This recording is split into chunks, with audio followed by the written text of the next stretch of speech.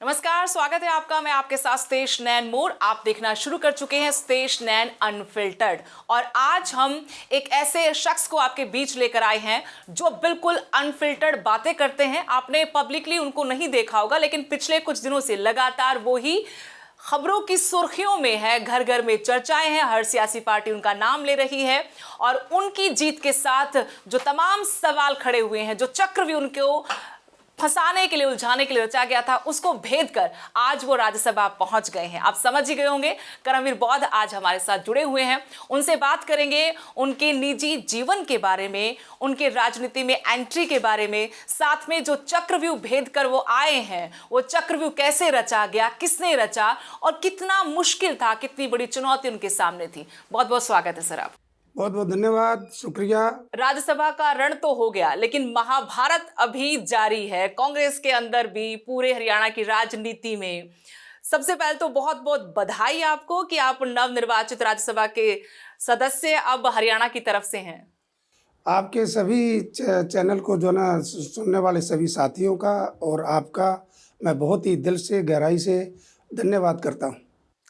आपकी जर्नी कहाँ से शुरू हुई, हम जानना चाहते हैं। मेरा पहला सवाल आपसे कि करमवीर बौद्ध कौन है, ये बताइए। मैं एक बहुत ही सिंपल परिवार में, मेरे पिताजी फ्रीडम फाइटर थे और गांव की पृष्ठभूमि में गांव के स्कूल में पढ़ा, उसके बाद महम पढ़ा, उसके बाद रोहतक भिवानी पढ़ा और पढ़ते पढ़ते गांव में एक पंचायत में भी एक सदस्य चुना गया और उसके बाद गांव की हालात को देखते हुए और गांव में बहुत ही छुआछूत भेदभाव था, उसके ऊपर भी मेरी काफ़ी लड़ाई रही। पानी पीने का बड़ा झगड़ा था, उसमें भी मैंने अलग से कुआं खुदवाया। बड़े पैसे नहीं होते थे, फिर भी मेरे पिताजी ने एक भैंस बेचकर एक कुआं खोदा और दलितों के लिए पानी भरने के लिए एक रास्ता खोला।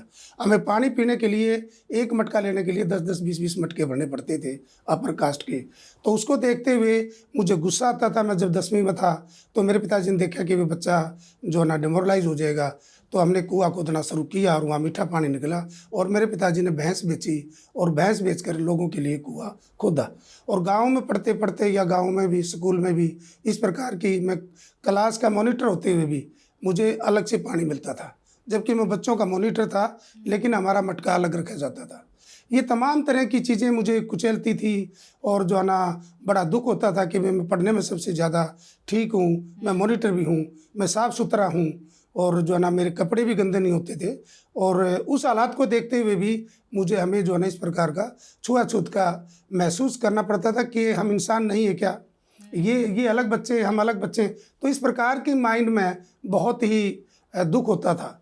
फिर उसके बाद 90 में नौकरी में आए, सचिवालय जैसे ऑफिस में हमें कार्य करने का मौका मिला और यहाँ आते ही नौकरी के साथ साथ हमारे समाज की बातें, क्योंकि सचिवालय में होने के नाते हमारे पास काफ़ी गरीब लोग आते थे, हम बिल्कुल उनको प्यार से बैठाते थे, उनकी बात सुनते थे, क्योंकि सचिवालय में जो भी, चाहे कर्मचारी कितना भी छोटा हो बड़ा हो, उसके काम हो जाते हैं। तो मिलते थे, मंत्रियों को मिलते थे, अफसरों को मिलते थे, फिर समाज से जुड़े, संगठन से जुड़े और संगठन के माध्यम से पूरे हरियाणा, पूरे देश में हम गए और लगातार वह लड़ाई लड़ी, चाहे रिजर्व आरक्षण की लड़ाई हो, चाहे नौकरियों की प्रमोशन की बात हो, चाहे जो ना एट्रोसिटी हो।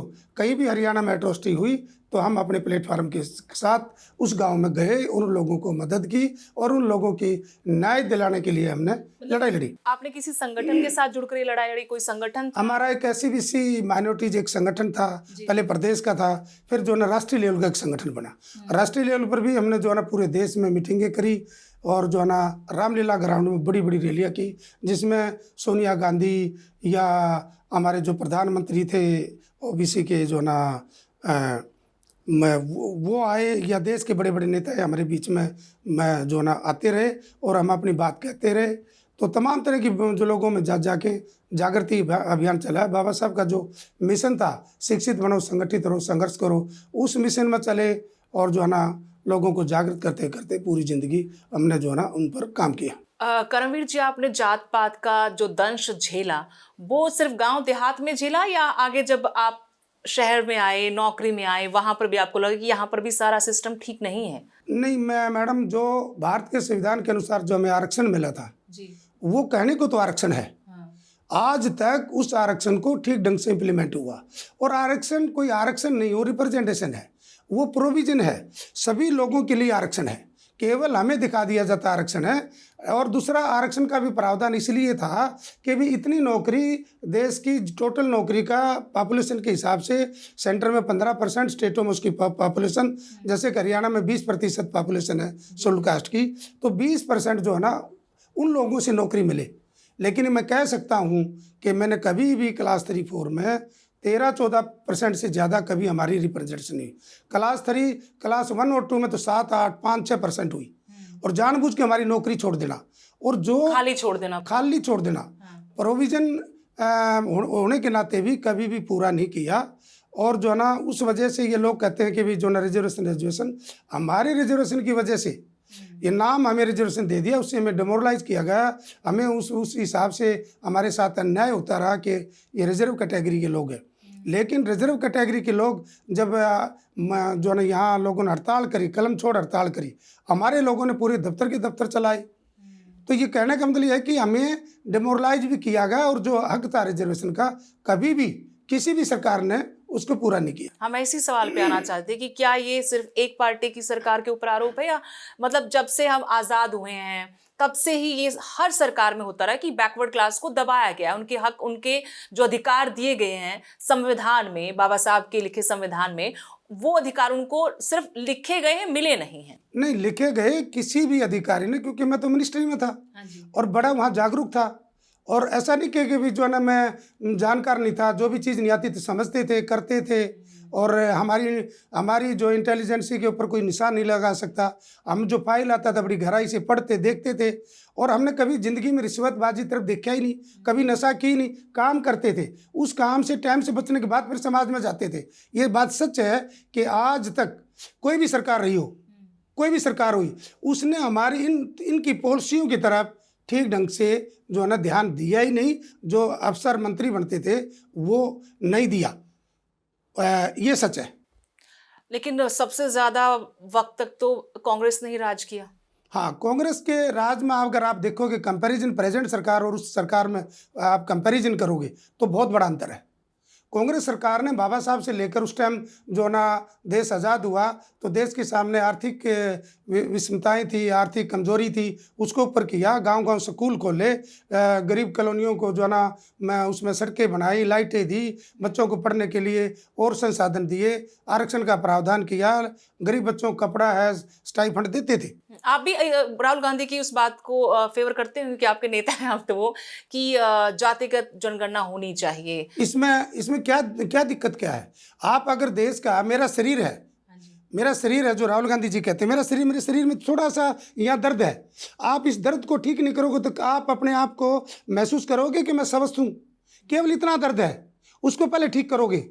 बाकी शरीर जो स्ट्रक्चर है, समाज है, कान कान पर जगह जगह जगह कैंसर जैसी बीमारियां हैं मैडम, और उनको ठीक करता। अगर राहुल गांधी जी आज कह रहा है तो लोगों को दर्द हो रहा है। जाति जनगणना में आपको दर्द किस बात का है, दुख किस बात का है? आपने पहले कहता था देश में जो ना जाति जनगणना से देश फट जाएगा, जो ना नुकसान हो जाएगा। आज बीजेपी ने क्यों डिक्लेयर किया? और जब बीजेपी ने डिक्लेयर किया तो लोगों के सामने निकाले ना, लोगों के सामने लगाए। आप आपस में लड़ाते हो, एक तरफ से बोलते हो बटोगे तो कटोगे, और एक तरफ से आप समाज को टुकड़े कर दिए, कहीं जाति के नाम से, कहीं धर्म के नाम से, और कहीं एरिया के नाम से। आप जो ना उसमें टुकड़े कर जो ना, और देना कुछ नहीं। कर्मवीर बोध जी, आप ये बताइए कि फिर आप राजनीति में कैसे आए, कांग्रेस में ही कैसे आए, किससे पहली बार संपर्क साधा आपने?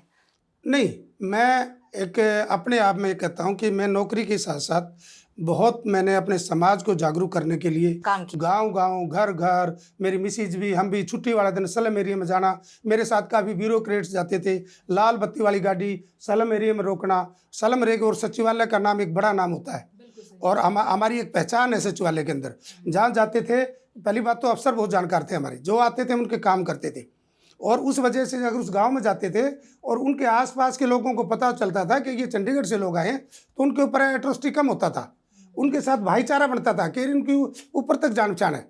एक अलग चीज़ है, उनको पढ़ने के लिए मोटिवेट करते थे बच्चों को। भाई हम पढ़े तो आज हम अफसर बने, ये पढ़े तो आइए अफसर बने। अगर आप पढ़ोगे तो ये होगा। दूसरा, स्कूल में जिस गांव में जाते थे उसके स्कूल के टीचर भी मानते थे, यार ये तो उनके बच्चों में तो चंडीगढ़ से जो अफसर आए हैं, तो टीचरों ने पढ़ाना शुरू कर दिया। हमने इस तरह की मुहिम चलाई बगैर किसी लालच के। बच्चों को कापी किताब थोड़ा थोड़ा पैसा इकट्ठा करके हमने अपनी तनख्वाह का या उनकी ड्यूटी लगा लगा के, अगर किसी के पास कापी पेंसिल नहीं है तो उनकी वो प्रोवाइड करी। 1000-1500 रुपये दे के टीचर प्रोवाइड करवाए ताकि होमवर्क कर ले, स्कूल में बच्चा जाना शुरू कर दे। तो इस तरह के अभियान हमने बिल्कुल नेक नीति से चलाए और उसके पीछे हमारी कोई मंशा नहीं थी कि हम राजनीति में जाएंगे। फिर आए कैसे, वो एंट्री कैसे हुई आपकी नहीं, राजनीति बिल्कुल में? शुरू से राजनीति में कोई इच्छा नहीं थी मेरी। और लेकिन जो राहुल गांधी जी का मिशन आया, राहुल गांधी जी की जो विचारधारा आई, जो बाबा साहब और ज्योतिबा फुले, पेरियार, साहू जी महाराज, गुरु नानक देव जी, सर छोटू राम, महात्मा गांधी की जो विचार है कि इस देश में सबको बराबर हिस्सा मिले। जाति जनगणना होने के बाद इसमें अगर डॉक्टरों का एक ग्रुप 100 का है तो हर जाति का डॉक्टर उसमें होना चाहिए। अगर जजेज हैं तो उसमें हर जाति के होने चाहिए। प्रोफेसर हैं तो हर जाति के लोग होने चाहिए। जो लड़ाई हम लड़ते थे बाबा साहब के जो हिस्सेदारी की लड़ाई, वो इतने बड़े राजा का बेटा, अपने आप को राजा का बेटा तो नहीं मानते, वो तो एक गरीब का बेटा मानते, लेकिन पिताजी राजा थे तो कोई दिक्कत नहीं है। लेकिन वो राहुल गांधी जी जो इतना खुल के अपनी पार्टी के प्लेटफॉर्म पर बोले, तो उसके बाद हमने सोचा पढ़े लिखे लोगों ने जो हम काम कर रहे थे उसका इतना रिजल्ट नहीं आ रहा था। एक बड़ी पार्टी के नेता ने बिल्कुल ईमानदारी से ये अपना कह सकता हूँ कि बगैर राजनीति करें कि मैं जब तक इन लोगों को हिस्सेदारी नहीं मिलेगी, जब लोगों को मान सम्मान नहीं मिलेगा, इनको बराबर का जो रिप्रेजेंटेशन नहीं मिलेगा, मैं शांति से नहीं बैठूंगा। तो ऐसे जब हमारा नेता, इस देश का एक महान आदमी ऐसा काम करे तो हमने उसको सपोर्ट क्यों नहीं करनी चाहिए। तो हमने प्रण किया और प्रण करने के बाद हमने कांग्रेस ज्वाइन की। कांग्रेस ज्वाइन करने के बाद अलग अलग मेरी ड्यूटी लगाई। अभी मैं हिमाचल का प्रभारी हूँ। तो अब मैंने हिमाचल में काम किया और मैंने कहा पूरी भरी सभा में, हमारे राष्ट्रीय नेता भी थे, कि मैं और कम से कम राजेंद्र पाल गौतम टिकट मांगने नहीं आएंगे। राजनीति करने के लिए एमएलए एमपी बनने नहीं आए, हम समाज को जागृत करने आए। और समाज में जो समता, समानता, बंधुता, करुणा का जो संदेश था, जो गुरु रविदास जी का एक संदेश था, ऐसा चाहूँ राज में जहाँ मिले सबन को अन्न, छोड़ बड़ सब सम बसे रहता सरे प्रसन्न। यानी ऐसी कल्पना थी हमारे महापुरुषों की कि इस देश में किसी प्रकार का भेदभाव ना हो, किसी प्रकार की छुआछूत ना हो। बुद्ध ने भी वही कहा, महावीर ने भी वही कहा, ज्योतिबा फुले ने भी वही कहा, पेरियार ने भी वही कहा, गुरु नानक जी ने भी वही कहा। यानी जो जो देश के चाहते थे वही आज राहुल गांधी जी कह रहे हैं। आपका नाम किसने रिकमेंड किया? फिर जब राज्यसभा उम्मीदवारी को लेकर तो बहुत सारे नाम थे, और ये भी खबरें हैं कि भूपेंद्र सिंह हुड्डा की चॉइस तो आपने थे, वो किसी और को चाहते थे, और वो चाहते भी दलित नाम भी बाद में है कि दलित चेहरा ही कोई होना चाहिए, और दलित पर भी वो राजी नहीं थे। आपका नाम किसने रिकमेंड किया आला कमान को?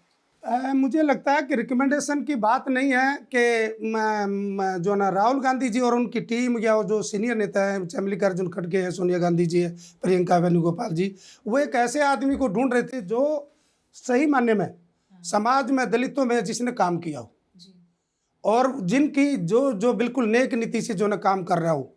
तो ऐसा आदमी चाहे पार्टी हो चाहे पार्टी से बाहर हो, तो ऐसा आदमी उन्होंने रिसर्च किया, और रिसर्च करने के कारण हो सकता है मेरा नाम इस प्रकार से उनके नोटिस में आया हो। और मेरे पास कोई बहुत बड़ी सिफारिश नहीं थी, मेरे पास कोई बड़ा पैसा नहीं था, मैंने कोई धक्के नहीं खाए, ये सच है।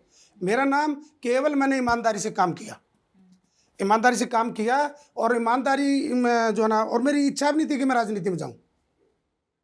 आपको पता कब लगा कि आपका नाम रिकमेंड किया? मेरे से तो नाम इस प्रकार से मांगा गया कि आपको संगठन में कोई बड़ी जिम्मेवारी दे रही, क्या कर लोगे? कि मैंने कहा मेरे पास तो एक छोटा सा हिमाचल है, उसको तो मैं 2 महीने में तैयार कर दूंगा। अच्छा। हाँ, मेरे को 2-3 राज्य और दे दो, क्योंकि मैं निठल्ला नहीं बैठता, मैं लोगों के बीच में जाता हूँ। आज पूरी कांग्रेस पार्टी, भले ही जब टिकट मिली थोड़ा घना आप कहते होगे, मुझे तो नहीं लगा, लेकिन वो पूरे लोग, चाहे हुड्डा साहब हो, शैलजा बहन जी हो, सुरजेवाला जी हो, चाहे वीरेंद्र सिंह जी हो, सारे एमएलए हो, या भाई दीपेंद्र जी हो, और चाहे जितने वर्कर आ रहे हैं कोठी के ऊपर, वो सारे मेरी प्रशंसा कर रहे हैं, मेरे साथ गाफी भर के फोटो उतार रहे हैं। ये जीतने के बाद कि जीतने से पहले? जितने पहले से भी। अच्छा। जितने से पहले भी मेरा वो सामान इतना करे, भाज के फोटो उतार रहे थे। मेरे साथ कोई भी कोठी बात था, भाज के बगैर मुझे जितने से पहले मेरे साथ फोटो उतारे हजार आदमियों ने। लेकिन आपकी पार्टी के अंदर ऐसी चर्चाएं थी, कमजोर उम्मीदवार है, सबसे बड़ी चुनौती तो यही हो गई, कोई जाना पहचाना चेहरा भी नहीं है, कोई अनुभव भी नहीं है, तो कैसे हम अपने सारे विधायकों को एकजुट रख पाएंगे इस सिर्फ इस बात पर? मेरा सिद्धांत में सभी लोगों के साथ मेरा जो व्यवहार है वो बहुत ही, मैं चाहता हूँ कि मेरा व्यवहार कभी मैं किसी के साथ झगड़ा नहीं करता, और मैंने पार्टी, ये बात सच है कि मैंने पार्टी में बड़े लेवल पर काम नहीं किया। हाँ, वो कुछ विधायकों से मेरी बात हो, कहते हम तो पहली बार मिल रहे हैं उनसे, हम नहीं जानते। बिल्कुल सही, सही है, बिल्कुल वो अपनी बात सही करें। हाँ। वो बात सही करें, हमें तो पता ही नहीं हमारे लेकिन सामाजिक ग्राउंड में, सामाजिक दायरे में या नौकरी में रहते हुए अगर मेरी आप पृष्ठभूमि निकालोगे और मेरी काम निकालोगे, मेरी मीटिंगें निकालोगे, मैं कहता हूँ बड़े से बड़ा अभिनेता ने इतनी मीटिंगें नहीं करी होंगी। ये जरूर है कि प्लेटफार्म या राजनीतिक प्लेटफार्म में मैंने काम नहीं किया, लेकिन मैंने संगठन में पदाधिकारी होने के नाते इसी घर में भूपेंद्र सिंह जी हुड्डा जो मुख्यमंत्री होते कई बार आए, इसमें अलग अलग बड़े बड़े नेता आए, इस घर में बहुत ब्यूरोक्रेट्स आए। आपको इस बात का फायदा हुआ कि अगर दूसरे जो नाम चर्चा में था, अशोक तंवर का नाम, उदय भान का नाम हो, जो मोटे मोटे नाम थे, अगर वो नाम कोई आता तो गुटबाजी की वजह से भी बात बिगड़ सकती थी। ये बहुत आपको इंटेलिजेंट डिसीजन लगा। आप अपने आप को रख दीजिए साइड में कि एक ऐसे इंसान को लेकर आना जो बहुत पॉलिटिकली, बहुत प्लेटफॉर्म, पब्लिक प्लेटफॉर्म में नहीं है। आप कह रहे कि मैं बहुत पहले से काम कर रहा था। ये अच्छी रणनीति थी पार्टी की, आला कमान की? नहीं, ये तो देखो, ये प्रश्न तो आप जो लोग मेरा विरोध करूँ से पूछ सकते हैं भी कैसी रणनीति। मैं तो इस अपने आप में मुंह मीठा, मुंह मिट्टू हो जाएगा तो, लेकिन मैंने ईमानदारी से काम किया। और आज मैं इतना कह सकता हूँ, सोशल मीडिया पर जाके देखो कि पूरे देश से, विदेशों से भी मुझे बधाई संदेश आ रहे हैं।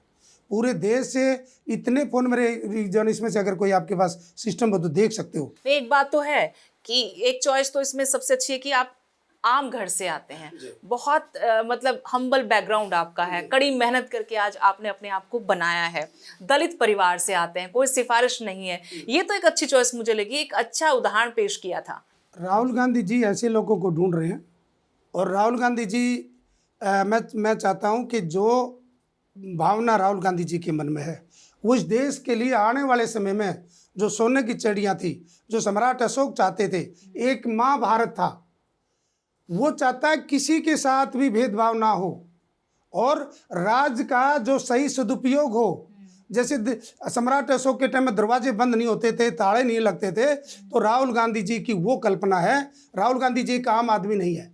मैंने पहले भी कहा था, राहुल गांधी जी के केवल नेता नहीं है, राहुल गांधी जी एक बहुत बड़ी यूनिवर्सिटी है, एक विचार है, और इन महापुरुषों के विचार जो इस देश को आगे ले जाने वाले। उनको तो आपके सियासी विरोधी पप्पू कहते हैं कि उनको तो ज्ञान ही कुछ नहीं है। उस जैसा इंटेलिजेंट आदमी मैं कहता हूं किसी पार्टी में कहते हैं जमीनी पहचान, वो नहीं, परख नहीं है उनको। जब आपका नाम भी आया था कि ये उम्मीदवार होंगे, तब भी बहुत सारे आपकी पार्टी के लोगों ने कहा कि भाई उनको धरातल पर क्या राजनीति हरियाणा की। देखो दूसरी पार्टियों को पसीने आ रहे होंगे मेरे बारे में। अब जो दूसरी पार्टियों को पसीने आ रहे होंगे, जैसे जैसा फेमस हो रहा है, पूरे देश में जगह जगह लड्डू बट रहे हैं, खुशियां मना रहे हैं। जो शेड्यूल कास्ट लोग कांग्रेस को छोड़ चुके थे, आज उनकी भावना किसी से पूछ के देखो पूरे देश में किस प्रकार की पॉजिटिविटी आ रही है। मेरे पास सैकड़ों जो ना इन्विटेशन आ रहे, मेरे आओगे पहले, मेरे आओगे पहले, मेरे आओगे। मैं कहता हूं कि इतने मैसेज जो ना वो आ रहे, लोग तैयार हैं। और ऑल इंडिया में हमारा संगठन था, और मैं ये कह सकता हूँ कि भाई मेरे पर जो जिम्मेवारी दी है, मैं कोशिश कर रहा हूँ। सबसे पहले मैंने प्रतिज्ञा करी है कि मैं VIP कल्चर जो था मेरा मिनिस्ट्री में था, यानी ये तो नहीं था लोगों में जाता था, ये नहीं था, लेकिन ये था मैं जो कपड़े डालता हूँ वो भी शायद मैं छोड़ दूँ। वो जो कोट पैंट भी आज सर्दी थी पहन लिया, ही भी नहीं पहनना था। नहीं, वैसे अभी तक तो सादगी देखी आप, बिल्कुल हमें बाहर ऐसे खड़े मिले, अपने पड़ोसियों के साथ गपशप मार रहे थे, तो उन्होंने कहा अभी तो कुछ नहीं बदला, बाकी देखते हैं। नहीं बदलेगा, मैं वादा करता हूँ आपके TV के माध्यम से, मैं बिल्कुल सिंपल वे में रहूँगा, और मैं अपने अंदर VIP कल्चर नहीं आने दूंगा। मेरे घर में कोई भी आएगा उसके खुले दरबार है, और वो मेरे घर से खाली नहीं जाएगा। मेरे लायक उनकी जो मदद होगी मैं दिल से, खुशी से मदद करूंगा, ये मैं वादा करता हूं। अब आते हैं सबसे बड़े सवाल के ऊपर। जीत तो गए आप, लेकिन जीत किरकिरी हो गई। 37 विधायक होने के बाद भी 28 वोट आपको मिले, 5 क्रॉस वोटिंग होती है, 4 वोट कैंसिल हो जाते हैं। एक काम हमें पता है कि टोहाना से आपके विधायक परमवीर का वोट कैंसिल हुआ है। अब 4 नाम आला कमान ने बताया, एक नाम क्यों नहीं बताया, जबकि अंदर आपके पर्यवेक्षक थे, BK हरिप्रसाद जी थे, भूपेंद्र सिंह हुड्डा जी थे। तो सबसे पहले तो इसी पर मैं आना चाहती हूँ। नहीं, ये तो देखो हमारा पार्टी का जो नेतृत्व है, जो प्रदेश का नेतृत्व है, जो प्रदेश के अध्यक्ष राव नरेंद्र जी हैं, हमारे प्रभारी BK हरिप्रसाद जी हैं, हुड्डा साहब हैं, या तमाम और सीनियर लीडर हैं, वो और खासकर 2 एजेंट थे, 2 एजेंट हुड्डा साहब और BK हरिप्रसाद जी थे, उनको पता है। नाम कितने क्या करना है वो उनका उसमें आता है। इस पे भी लेकिन सवाल उठा रहे, नियत पर सवाल उठ रहा है कि भाई 5वें का नाम फिर क्यों नहीं बताया? ये ऊपर से बताने से मना किया गया कि यहाँ से बताने से मना किया? नहीं नहीं नहीं नहीं नहीं, देखो ये मेरी बातें नहीं हुई, मेरी मुलाकात भी नहीं हुई है और मेरा सब्जेक्ट भी नहीं है। ये चीज़ें तो उनकी बताएंगे। मैं उनके बारे में 4 है 5 हैं, जो भी जितने भी 5 है जो वोट हैं, तो मुझे लगता है कि अगर कोई नाम नहीं है तो उसके ऊपर और ध्यान से या कुछ भी होगा। अब कैंसिल वोट पे बताइए कि वोट कैंसिल होने को लेकर भी आपकी पार्टी से लोग सवाल उठा रहे हैं कि हमें, कुछ लोग कह रहे हैं कि हमें बदनाम किया जा रहा है, हमारे नाम चल रहे हैं मीडिया में। दूसरा सवाल ये कि अब कैसे पता लगा किसके वोट कैंसिल हुए हैं? आप लोग आरोप लगा रहे, गवर्नर तक आप मिलकर आते हैं, वो कहते हैं कि भाई हमारे वोट कैंसिल नहीं हुए, कैंसिल किए गए। आप कैसे माने कि कैंसिल किए गए हैं और आपके विधायकों ने कैंसिल जानबूझ के नहीं किए? मैडम जी, मैं एक पढ़ा लिखा इंसान हूँ और मैंने सारी ज़िंदगी अलग अलग डिपार्टमेंटों में काम किया, बहुत गहराई से काम किया और ये जो अधिकारी बैठे हैं इन अधिकारियों के साथ भी काम किया और मैं बड़ी बारीकी से हर चीज़ को जानता हूँ। जहाँ तक ये जो कैंसिल किए हैं, ये किसी भी विधायक की मनसा खराब नहीं है। चारों के चारों विधायक हमारे पाक साफ हैं, जो मैंने अंदर देखा। अंदर किस बात से? 2 वोट तो वो है, एक तो परमवीर जी का ले लो।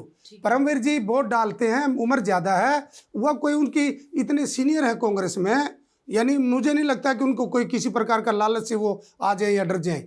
वो जो अंदर वोट दिखाया तो थोड़ा सा वो उसको कागज़ को मोड़ने में ही लगता है कि भी जो ना वो थोड़ा सा हिल गए थे।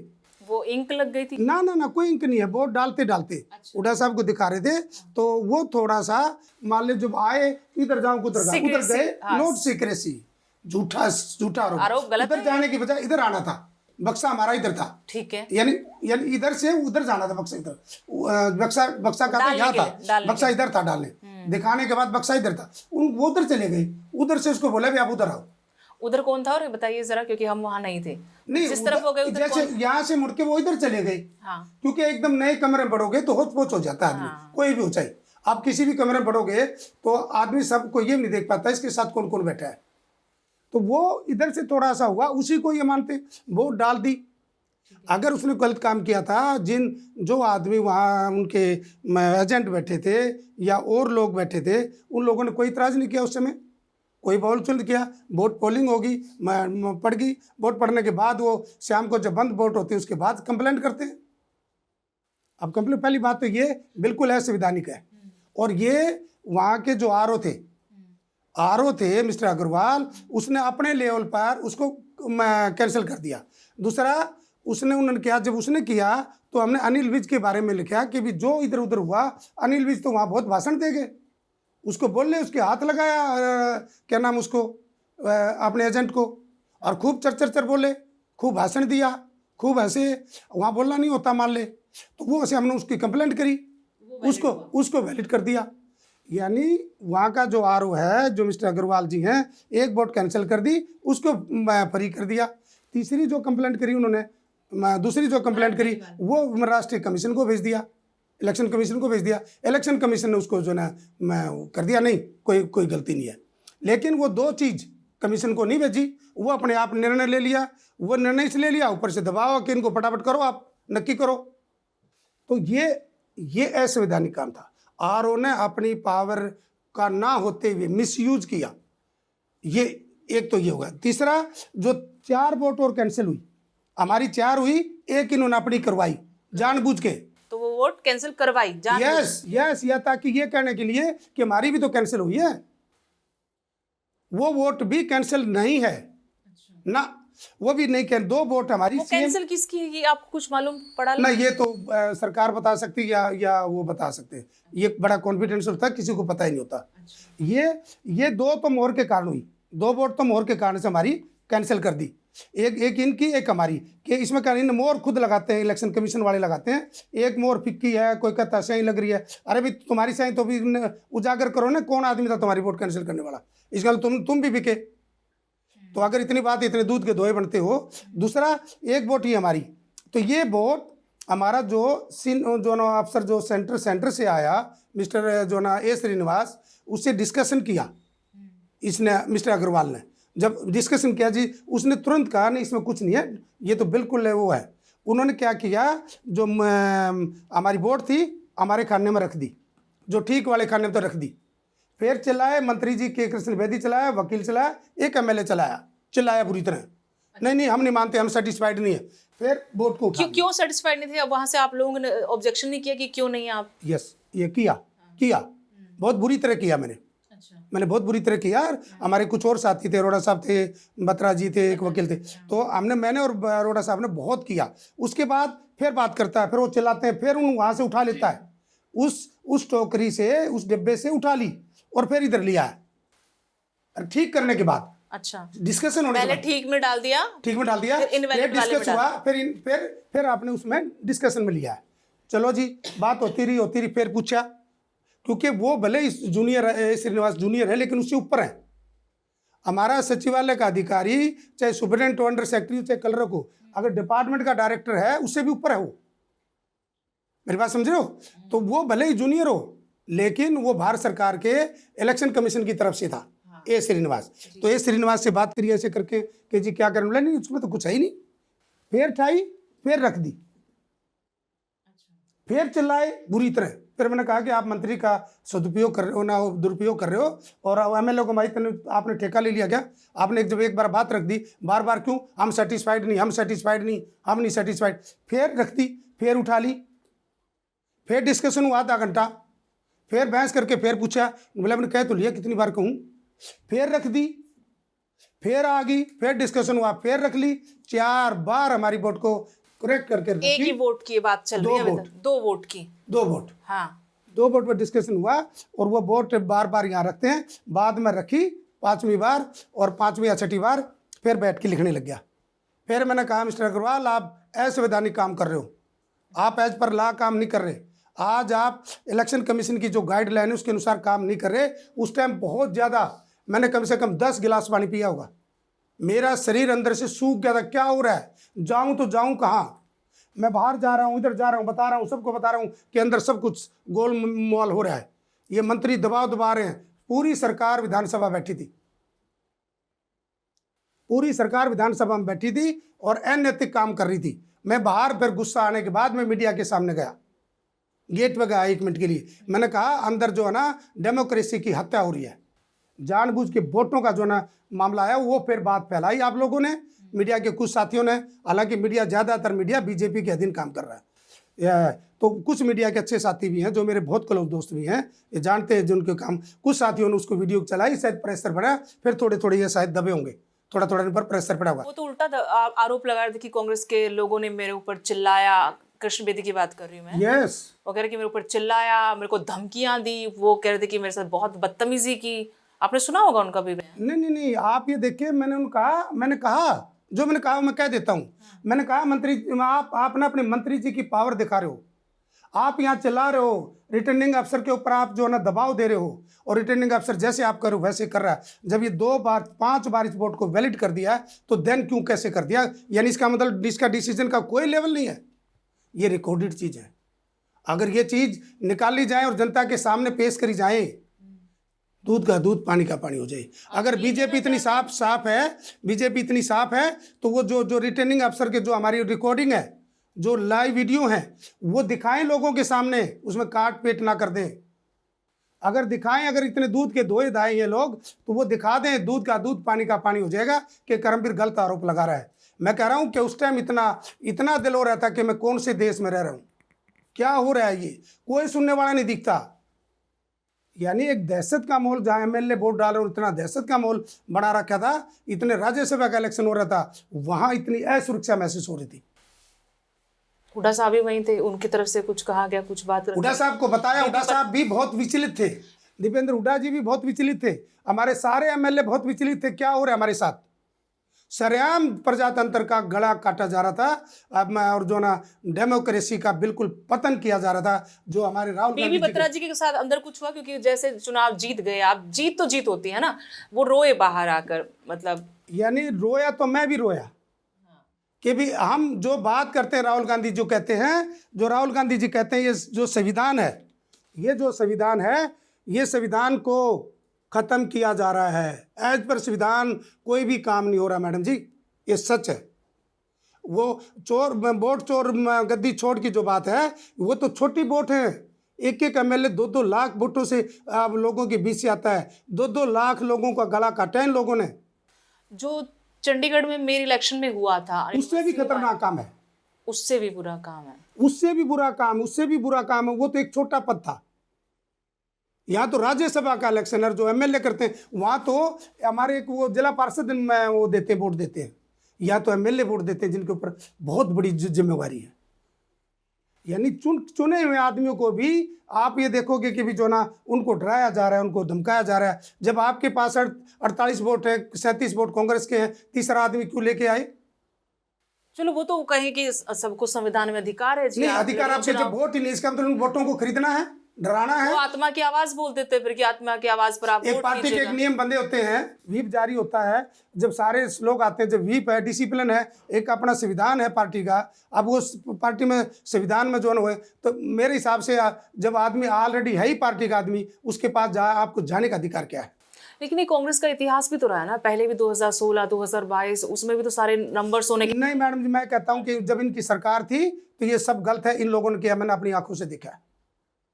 ये पिछले वाले बिल्कुल मामले में आप क्लीन चिट दे रहे हैं जी, पिछले जो मामले उनमें भी आप अपनी पार्टी को क्लीन चिट दे रहे हैं। नहीं, क्लीन चिट जो इनकी मंशा जो है, इनकी मंशा जो है उसको किसी प्रकार का बाद में उसको जो है जब वोट दी तो राज्यसभा में क्यों भेजा? इसका मतलब आपने उससे लाभ लिया।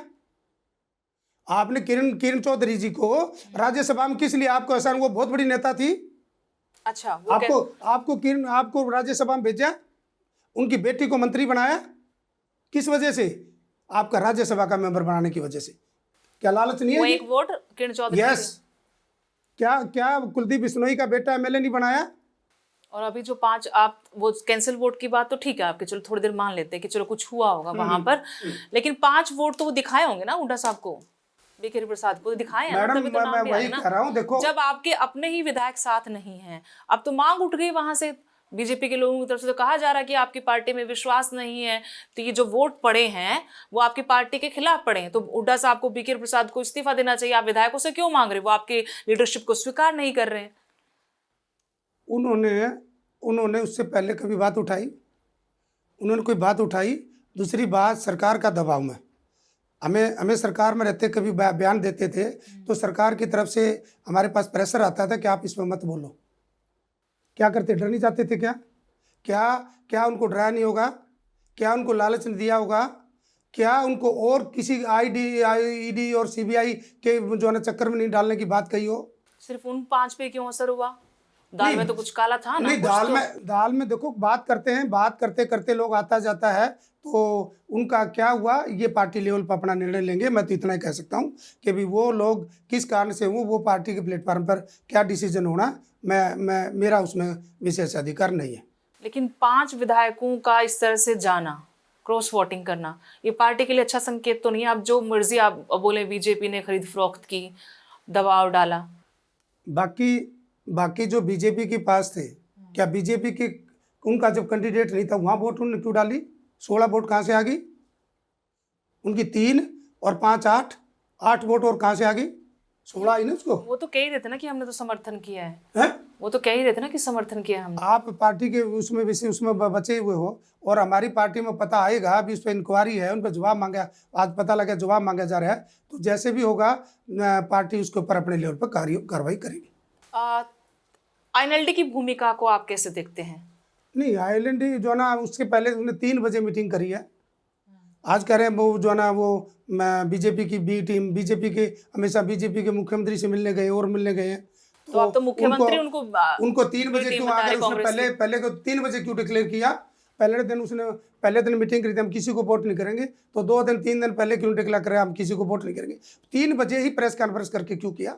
आपके लिए तो फायदा नहीं उनका वो एक अलग चीज है, वो एक अलग चीज नहीं। वो तो कह रहे कि क्रेडिट दो हमें, वो तो कह रहे कि क्रेडिट दो हमें कि हम वोट करते और वहां देते, तो फिर आप तो हार गए थे, आपकी तो जीत का मार्जिन। नहीं, उन्होंने 3 बजे क्यों किया?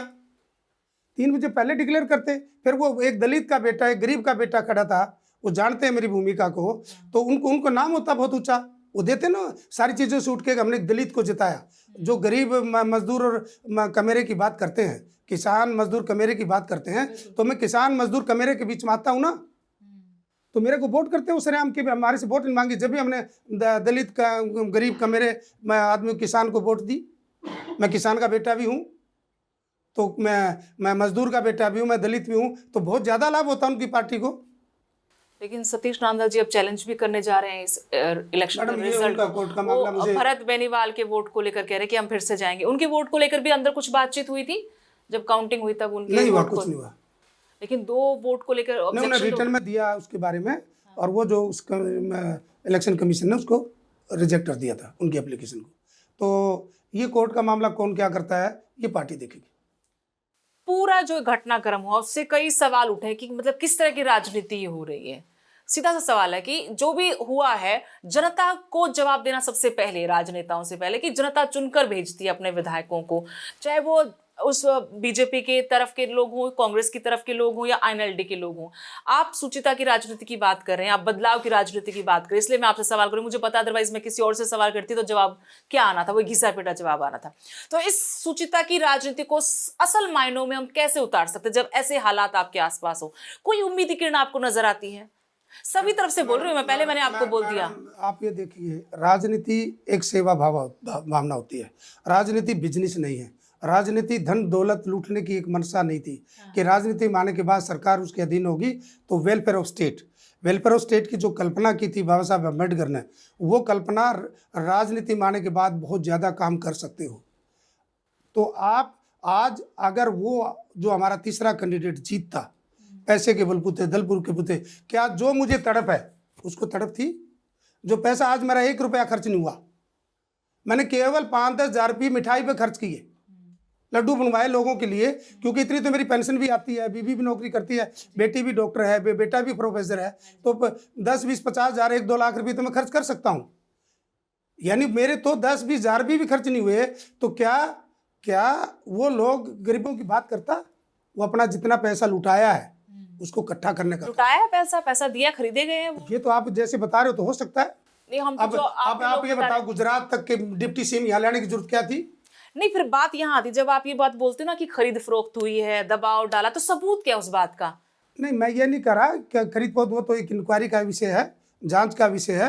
कुछ आपके विधायकों ने बोला कि हमसे हिमाचल में संपर्क साधा गया, तो कुछ तो सबूत। वो पार्टी के बड़े लेवल, क्योंकि मैं साथ नहीं गया, वो बीके हरिप्रसाद जी की वीडियो भी आ रही है, टेलीविजन पे भी, टीवी पे बोल रहे हैं, आप उनसे प्रश्न कर सकते हैं। कुलदीप वत्स जी का जो मामला है उस पर आप कुछ कहेंगे? वो नाराज थे, कहते हैं यहाँ चापलूसी नहीं, उनकी क्या बात है, किस बात पे चापलूसी है? देखो, प्रदेश के अध्यक्ष राव नरेंद्र जी हैं, हमारे हुड्डा साहब हैं, बीके हरिप्रसाद जी और सीनियर लीडर हैं, उनसे उनकी क्या आपस में मनमुटाव? मेरे साथ तो बहुत अच्छे संबंध है, मेरे साथ बातचीत हुई, बिल्कुल खुल के बोला मैं भाई के साथ हूँ, और मुझे लगता है मुझे कहीं उसमें कहीं इधर उधर की बात नहीं लगी। और जो बाकी 2 नाम और चल रहे थे कैंसिल होने वाले वोटों में, उसके पीछे आपको साजिश लगती है कि सच्चाई? ना ना ना ना ना ना, वो साजिश नहीं है। हमारे किसी भी ने जो 4 वोट हमारे कैंसिल किए हैं उसमें मुझे तो साजिश नहीं लगती।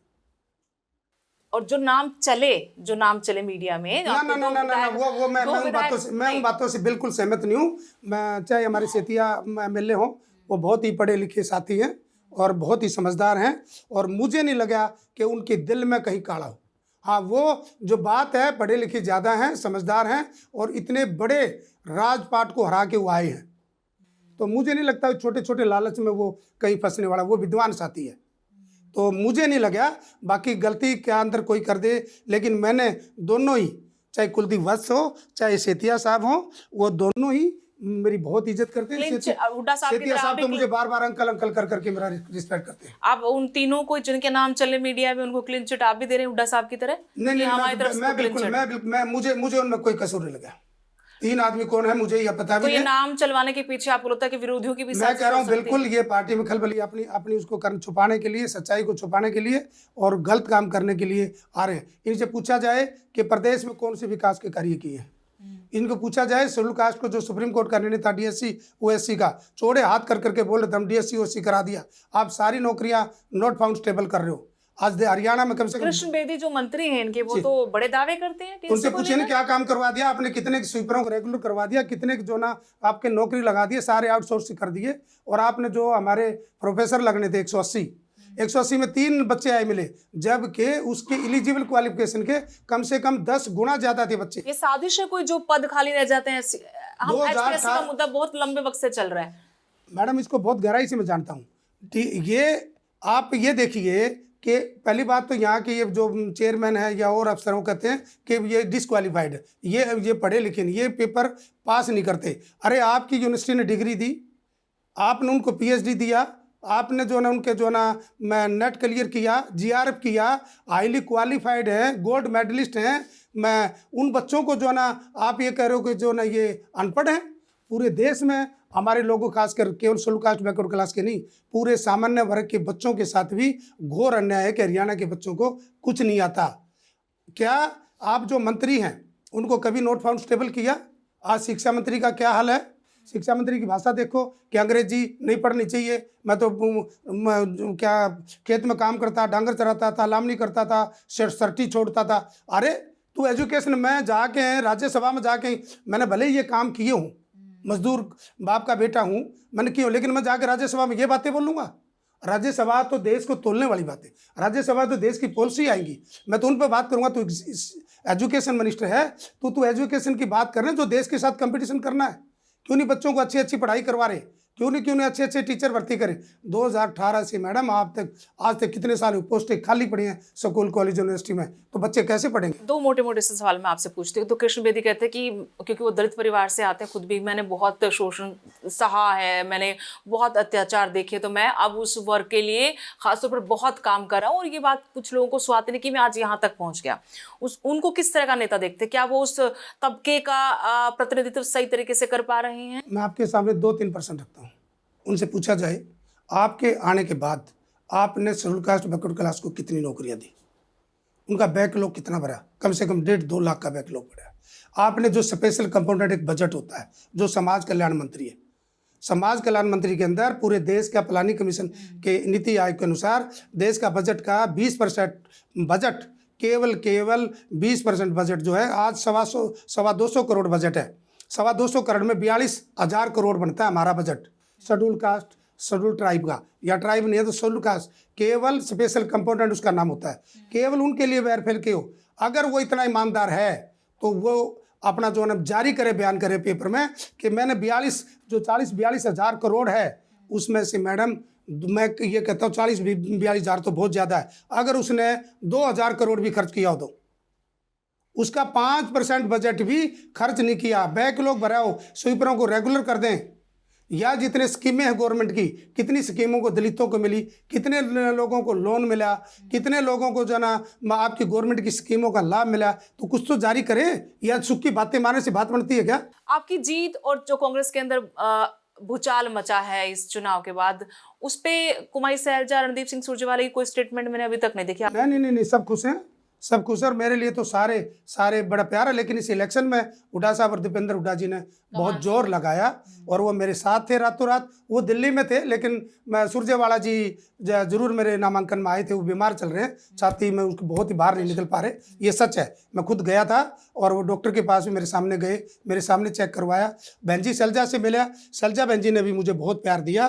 मैंने वीरेंद्र सिंह जी से भी बात करी, विजेंद्र सिंह से भी बात करी, सब लोगों ने या सभी एमएलएज ने।